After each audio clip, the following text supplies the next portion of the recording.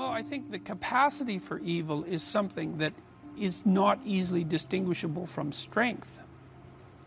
You know, and I mean, my knowledge runs out at this level of analysis in some sense. The world seems to be structured so that we can act for the good and we can act for evil. And I think that's associated with self-consciousness. And I think that's illustrated in the story of Adam and Eve. When Adam and Eve become self-conscious, the scales fall from their eyes.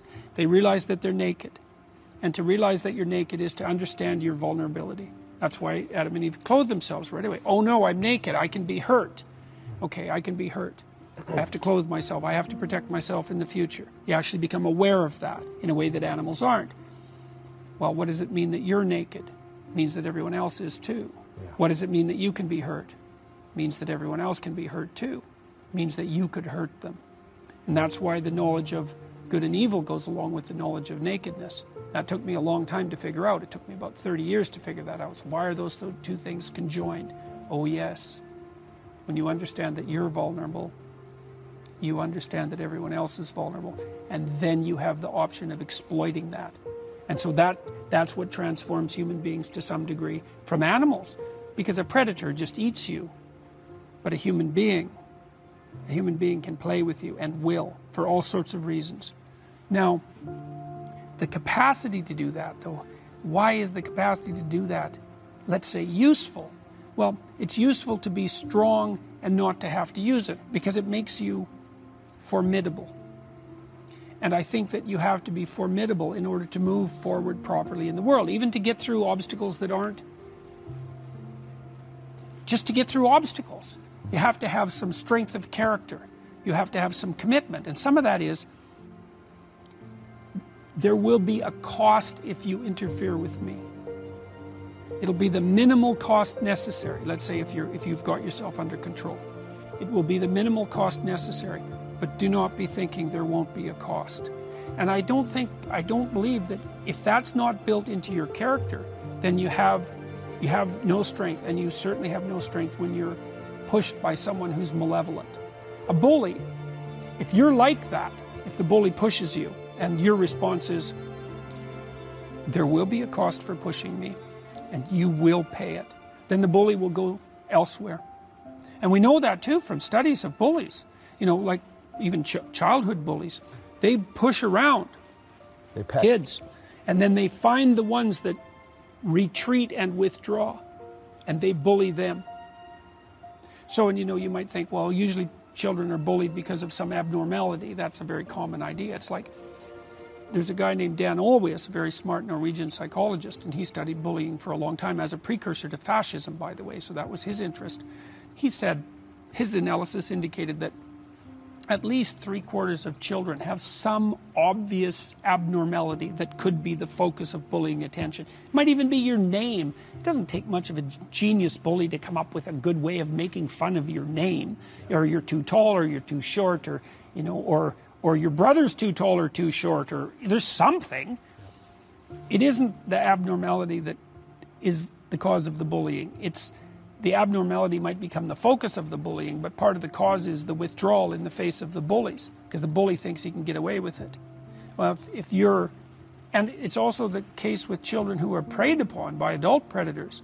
Like adult predators of children look for children who are easily cowed and who won't put up a fight. So, for example, if you're teaching your children to be terrified of strangers, that's really not a very good strategy. You want kids who are confident and who will make a noise if someone messes about with them, and who are, and so that characterological strength has to be built in. This is how I think reality lays itself out. I think we all know this. You're not driven by your past like a clock. You're not deterministic. You are to some degree, because you're limited. You're a limited creature. You've got rules that you run by and all of that. You know, you're not omniscient. But you're not driven by the past. What you do instead is confront the potential of the future. That's what's in front of you. So it's a domain with multiple pathways, and that's what's always in front of you. You could go there, you could go there, you could go there. there's an array of choices that confront you. You confront that as soon as you wake up and become conscious in the morning. And then there's all this potential that's there in front of you. And you use your ethical choice to determine which of those possibilities will become actual. And it's through that mechanism that you participate in the creation of reality. And that's the making of you in the image of God. Because that's what God did at the beginning of time, according to our old stories. Right? Spoke and transformed potential into the being that was good. And that was dependent on using truthful speech. So that's what you do if you act properly. Is you confront potential and you translate it into reality. And it's your soul that does that. Well, do you follow the story? That's a fundamental religious question. You know, when people go to see a movie like Pinocchio, which is a movie I've taken apart online in some detail, it's like they suspend disbelief. No one thinks that a wooden puppet has become alive. No one questions why the wooden puppet should rescue his father from the chaos of the whale. It all just makes sense. It's like, well, yeah, but why does it make sense exactly? And isn't it interesting to notice that it makes sense? And these stories have a pattern, and the pattern has a function. And that's a religious function. You say, well, I don't know whether I believe. It's like, well, you follow the story. The Harry Potter books are a good example of that because they have a deeply, deeply religious substructure. And that's why they were so insanely popular. You know, they have to speak for a book to become that popular. Yeah. It has to speak to something that's in everyone. Because otherwise, why would they become that popular? You know, and in the second volume, Harry confronts the basilisk, the thing that turns you to stone, that lurks underneath the magic castle. It's like, well, that's life. That's Jaws. It's the same story. It's like we have a structure. It's kind of magical. We live inside it. It's a hierarchy. But underneath, there's chaos and terror. And that can come up at any time and paralyze you with its gaze, right? Turn you to stone because it's so awful. And every building is like that. And so what you have to do is you have to go down into the depths and confront that thing voluntarily. And then you find, and you'll find what's of great value in that pursuit and be reborn. It's like, well, that's the Harry Potter story. That's the second volume.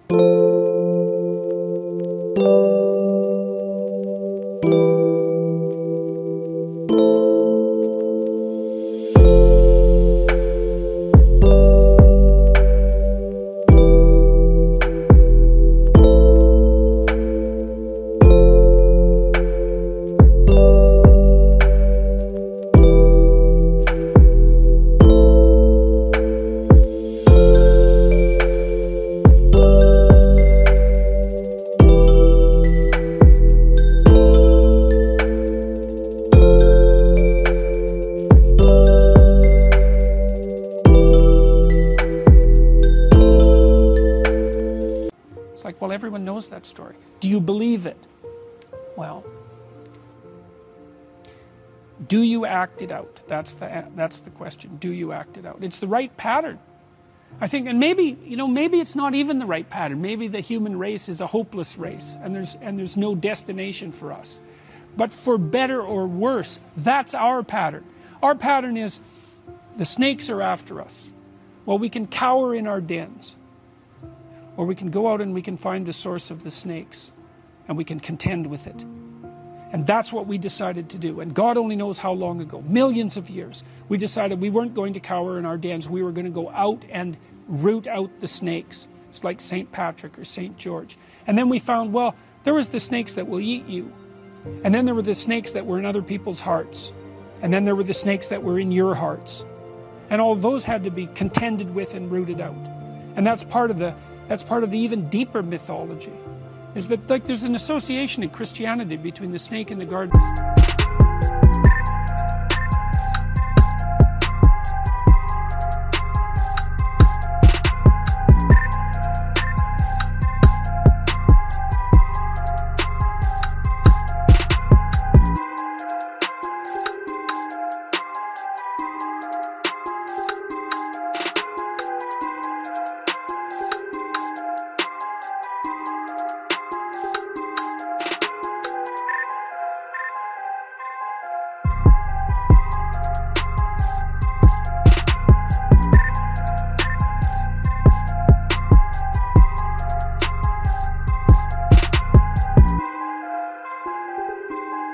evil of Eden and Satan.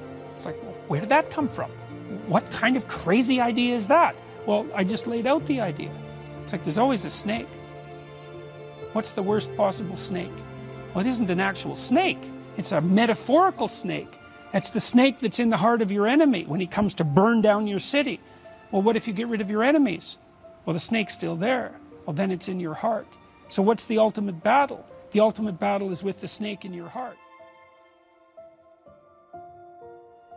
I had this kid talk to me at a barbecue I was at this weekend, and he's working with delinquent kids, 13 and 14 years old.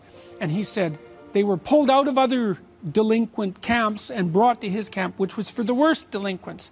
And he started talking to them about my lectures. And so they've been watching him, and now they have a little fan club that's based around my lectures, and they're doing things like talking to each other about making their beds and cleaning up their rooms. It's like, it's unbelievable how little